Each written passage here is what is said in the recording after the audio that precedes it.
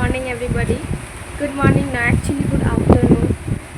কাল অবধি, আজ সকাল অবধি প্রচুর গরম ছিল, প্রচুর। কাল সন্ধ্যাবেলা একটু ছিটেফোঁটা বৃষ্টি হলো, কিন্তু আজকে এখন 1টা-1:30 থেকে মুষলধারে বৃষ্টি হচ্ছে। যারা ঘরের ভেতর বসে আছে তাদের জন্য তো ঠিক আছে, কিন্তু পশু পাখি যারা বাইরে অফিসে আছে, আমার বাবা অফিসে, বাবা বলছি কী করে বাড়ি ফিরবো রে, এখানেও তো এত ঝড় হচ্ছে। আজ আমি ব্রাঞ্চ করেছি,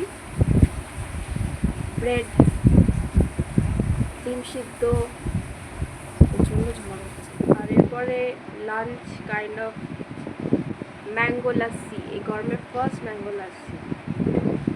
late me capture some rain.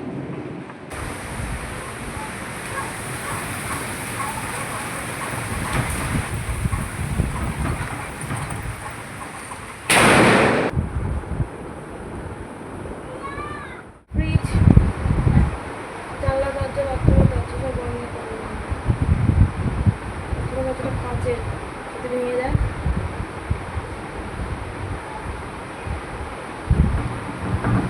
Mango lassi, good, to good. নিচে ঘরে সিলিং পাওয়াটা চলছে না, কিন্তু ওই যে বাচ্চাটা বললাম মনে হয় কেটে গেছে। অতগুলো আর্টিং করানো,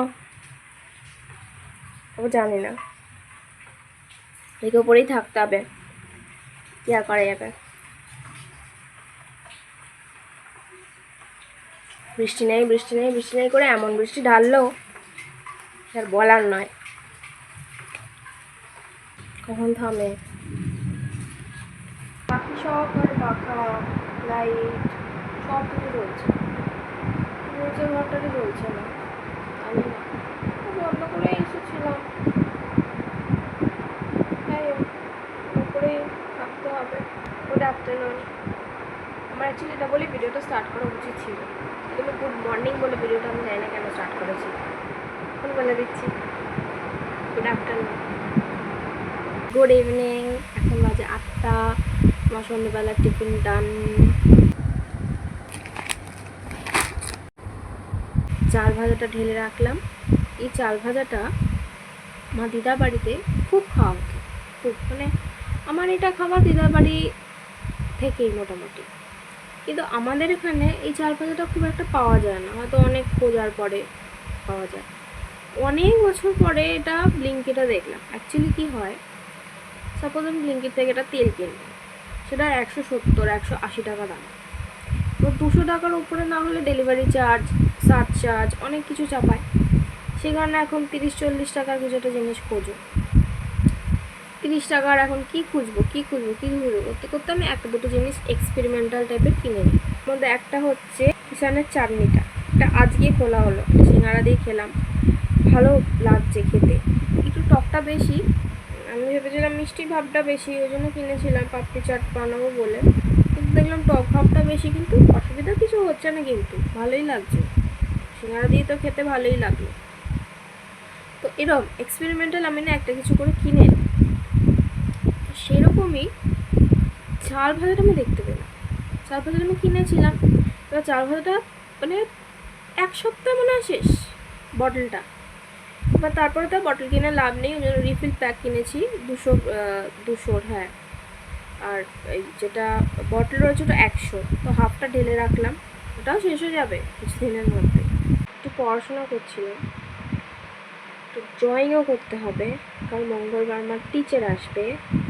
আর তাছাড়া আমার পার্সোনাল কিছু প্র্যাকটিসও আছে, যেগুলো আমি ভেবে রেখেছি আঁকবো। বুদ্ধ পূর্ণিমার সময় আঁকা শুরু করেছিলাম, সেটা আমার এখনও চলছে। যাই হোক, আর কথাটা যদি একটু শুনতে অসুবিধা হয় প্লিজ পার্ডন মি, কারণ সিলিং পাখাটা তো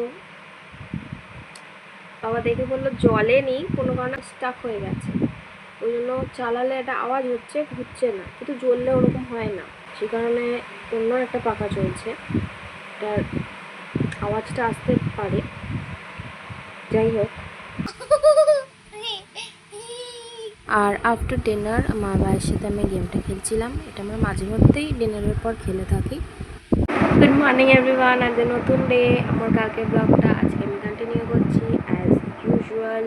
আজই সকালে বাড়ি থেকে পাখাটা নিয়ে গেছে। আমার একটা এক্সট্রা পাখা ছিল, ওইটা লাগিয়ে দিয়ে গেছে। কিন্তু এটা মেন স্বস্তির কথা আমার কাছে, অ্যাটলিস্ট আমি ভীষণ পাখা খেতাম। পাখাটা বাজের জন্য কিছু হয়নি। আমি এটাই কাল থেকে বোঝাচ্ছি যে আমি যখন কালকে উপরে গেছিলাম আমি সব বন্ধ করে দিয়ে গেছিলাম, লাইট, পাখা, এভরিথিং। ইভেন আমি যখন জানলা বন্ধ করছি বাজ বলে সঙ্গে সঙ্গে নিচে এসে ফ্রিজও বন্ধ করে দিয়ে গেছি। আর আমি সত্যি বলছি আমি বন্ধ করে দিয়ে গিয়েছিলাম, এটা বাজে হতে পারে না। কিন্তু আজকে উনি এসে হি প্রুভ মি রাইট। উনি বললেন যে না, বাজের কারণে কিছু হয়নি, কি একটা খারাপ হয়েছে। ভালো করে জেনে শুনে বলতে হবে, না জেনে না শুনে আমি বলবো না। আমার চান হয়নি এখনো। সকালে ব্রেকফাস্ট ওটস আর কলা। যাদের ফাইবারের প্রবলেম, আমার ফাইবারের কমতি থাকলে ডায়েটে ওটস খেলে আমার মনে হয় ফাইবারটা অনেকটাই পূরণ হয়ে যায়। যে লাঞ্চ হচ্ছে ভাত, শুক্তো, ডাল, আলু ভাজা, এটা কিসের তরকারি, ওটা গাড়িটা উঠেই গেছে।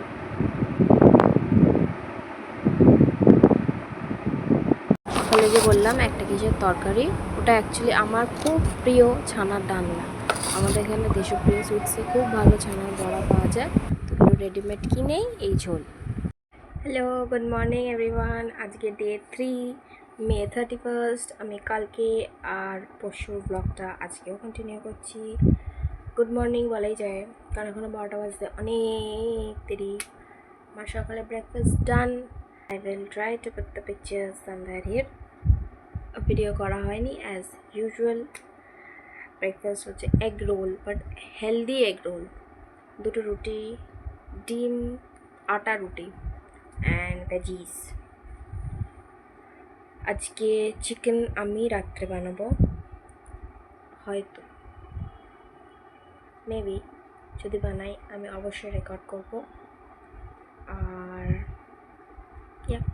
সেদিনকে বৃষ্টিটা হওয়ার পর থেকে ওয়েদারটা কিন্তু অনেকটাই ঠান্ডা হয়ে গেছে। মানে যে একটা বিচ্ছিরি টাইপের গরম পড়েছিল তো অবশ্যই নেই। লাঞ্চের পরে একটা কিছু ফল খাওয়ার চেষ্টা করি, তো সেই জন্য বাড়িতে আজকে ছিল তালশাঁস। সেটাই আফটার লাঞ্চ আমি বসে বসে ছাড়াচ্ছি। তালশাঁসও কিন্তু আমার খুব প্রিয়। অ্যাকচুয়ালি আপেল ছাড়া আমি সব ফলই খেয়ে নিই, প্রিয় হোক বা না হোক। হাই গাইস, এতক্ষণ খুব বিজি ছিলাম কারণ আমি চিকেন কারি রান্না করছিলাম। 9টার আগেই রান্না হয়ে গেছে। অনেক মাস পরে আজ আমি চিকেন বানানো হয় না বিভিন্ন কারণে। এক্সাম চলছিল, তারপরে বিজি ছিলাম, তারপর বিভিন্ন কারণে আমার চিকেন বানানোই হয় না। টেস্টি হবে নিশ্চয়ই।